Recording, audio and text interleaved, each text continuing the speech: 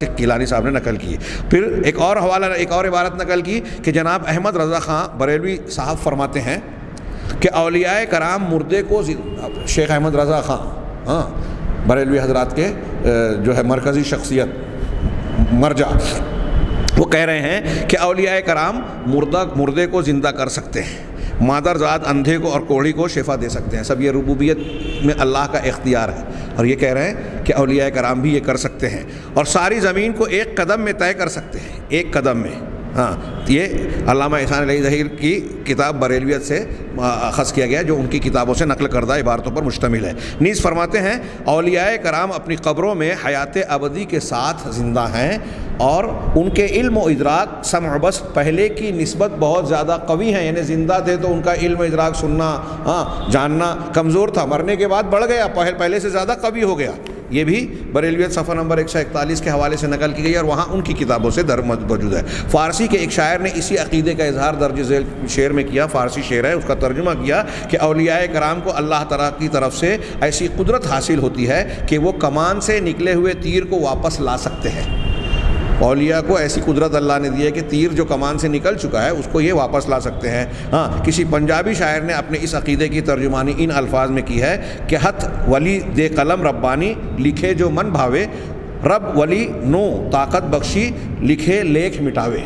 یہ ہو سکتا ہے تلفظ میں فرق ہو. پنجابی زبان کا شعر ہے جس کا ترجمہ ہے کہ اللہ تعالیٰ کا قلم ولی کے ہاتھ میں جو چاہے لکھے. اللہ تعالیٰ نے ولی کو یہ طاقت بخشی ہے کہ جو چاہے لکھے، جو چاہے مٹا دے. بزرگان دین اور اولیاء کرام کے بارے میں اسی قسم کے مبالغہ آمیز عقائد اور تصورات کا یہ نتیجہ ہے کہ لوگ اولیاء کرام کے ناموں کی دہائی دیتے ہیں اور ان سے مدد اور مرادیں مانگتے ہیں. خود امام اہل سنت کہلانے والے شیخ احمد رضا خان بریلوی شیخ عبد القادر جیلانی کے بارے میں فرماتے ہیں. شیخ احمد رضا خان صاحب عبد القادر جیلانی کے بارے میں کہتے ہیں کہ اے عبد القادر، اے فضل کرنے والے، بغیر مانگے سخاوت کرنے والے. یہ اللہ کے نام کریم اور اکرم کا معنی ہوگا. اے انعام و اکرام کے مالک، تو بلند و عظیم ہے، ہم پر احسان فرما اور سائل کی پکار کو سن لے. اب دیکھیے احمد رضا صاحب کے ان الفاظ کے مطابق تو شیخ عبد القادر جیلانی کی بھی یہ خصوصیت ہے کہ وہ انعام و اکرام سے نواز سکتے ہیں، بغیر کسی بدلے کی خواہش کے سخاوت کرتے ہیں، اور پکارنے والے کی پکار اور دعا کو سن سکتے ہیں. اے عبد القادر، ہماری آرزوؤں کو پورا کر. جناب احمد رضا کے بارے میں، احمد رضا خان صاحب کے بارے میں ان کے ایک عقیدت مند شاعر کا اظہار عقیدت ملاحظہ ہو. وہ کہتا ہے چار جانب مشکلیں ہیں ایک، میں اے میرے مشکل کشا احمد رضا، لاج رکھ لے میرے پھیلے ہاتھ کی. احمد رضا کو خطاب کر کے کہہ رہا ہے کہ لاج رکھ لے میرے پھیلے ہاتھ کی، اے میرے حاجت روا احمد رضا. انا للہ و انا الیہ راجعون. شیخ عبد القادر جیلانی کے بارے میں بھی کسی شاعر نے ایسا ہی اظہار خیال کیا ہے کہ امداد کن ازرن جغم آزاد کن، در دین و دنیا شاد کن یا شیخ عبد القادر جیلانی. اس کا ترجمہ ہوگا اے شیخ عبد القادر، میری مدد کیجئے اور مجھے رنج و غم سے آزاد کر دیجئے، نیز دین اور دنیا کے تمام معاملات میں مجھے خوش کر دیجئے. حضرت علی کے بارے میں عربی کے ایک شاعر نے اپنے عقیدے کا اظہار یوں کیا حضرت علی کے بارے میں، ناد علی مظہر العجائب تجدہ عونا فی النوائب. یہ پہلا مصرع ہوا، کلو ہم و غم سینجلی بولایتک یا علی یا علی، انا للہ و انا الیہ راجعون. لکھا ترجمہ ہے کہ عجائبات ظاہر کرنے والے علی کو پکارو، ناد پکارو. یہ شیعوں کا عقیدہ، ناد علی.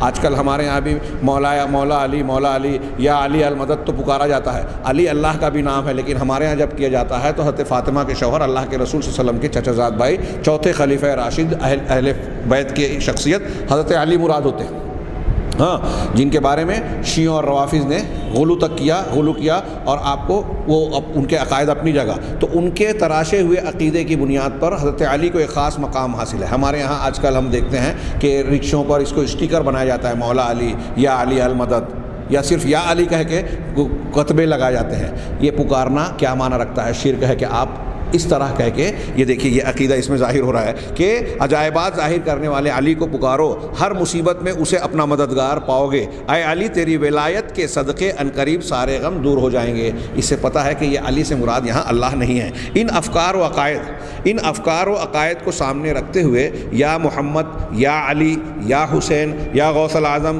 جیسے ندائیہ کلمات کی حقیقت آسانی سے سمجھی جا سکتی ہے، اور یہ اندازہ لگانا مشکل نہیں کہ ان کلمات کے پس منظر میں کون سا عقیدہ کار فرما ہے۔ اولیاء کرام اور بزرگان دین کے بارے میں پائے جانے والے ان تصورات اور عقائد کا اب ہمیں کتاب و سنت کی روشنی میں جائزہ لینا چاہیے۔ اس کے بعد انہوں نے قرآن کی دلیلوں کی روشنی میں ذکر کیا۔ ہم ان دلیلوں کو یہاں بھی کچھ حصہ پڑھیں گے اور کچھ چیزیں گزرتی رہی ہے۔ اللہ تبارک و تعالیٰ نے قرآن میں بالکل صاف بار بار مختلف پیرائوں اور انداز میں، انتہائی مؤثر انداز میں، کہیں علمی طور پر، کہیں غور و فکر کے دلائل کی روشنی میں، کہیں واقعات کی روشنی میں یہ واضح کیا ہے کہ سارے اختیارات اللہ کے ہاتھ میں ہیں۔ آسمان اور زمین کی کوئی چیز ذرہ برابر بھی کسی اور کے اختیار میں نہیں ہے۔ والذین تدعونہ من دونہ کیا ہے؟ اللہ کے علاوہ جن کو تم پکارتے ہو، سورہ فاطر کی جو آیت ہے، لا یملکون ما یملکون من قطمیر، وہ کھجور کی گٹھلی کے چھلکے کے بھی مالک نہیں ہیں۔ اب اللہ کے علاوہ من دون اللہ میں سب آ گئے، سارے فرشتے، سارے انبیاء، سارے بزرگان، سارے بت، سارے دیوی دیوتا جو بھی وجود میں ہیں، سب آ گئے۔ اللہ کے علاوہ کسی کا کوئی اختیار ہے ہی نہیں۔ اور اللہ کے نبی صلی اللہ علیہ وسلم سے خطاب کر کے جب کہا کہ آپ کہہ دیں کہ آپ کا کوئی اختیار نہیں ہے، معاملے میں دخل نہیں، تو کسی اور کا کیا ہوگا؟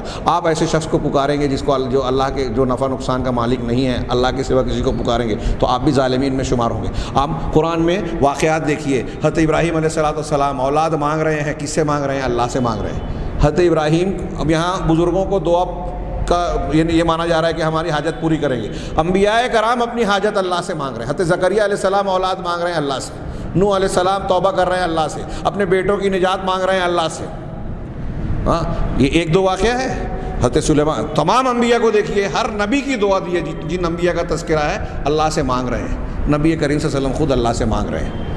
ہاں، اور دنیا میں یہ کہہ رہے ہیں کہ ان کو سارے اختیارات ہیں۔ دنیا میں دیکھیے کہ حضرت لوط علیہ السلام کے گھر مہمان آ رہے ہیں، ہاں، ان کی قوم کے لوگ ان کو گھیرنے کی کوشش کر رہے ہیں۔ حضرت لوط علیہ السلام روک رہے ہیں، منع کر رہے ہیں، اور پھر اس کے بعد کہہ رہے ہیں کہ کاش میرے پاس کوئی قوت ہوتی، لعل کیا ہے کہ میرے پاس قوت او آوی، یا میں کوئی مضبوط سہارا لیتا۔ سورہ ہود میں اللہ کے رسول حضرت لوط علیہ السلام اپنی بے بسی کا مظاہرہ کر رہے ہیں قوم کے سامنے۔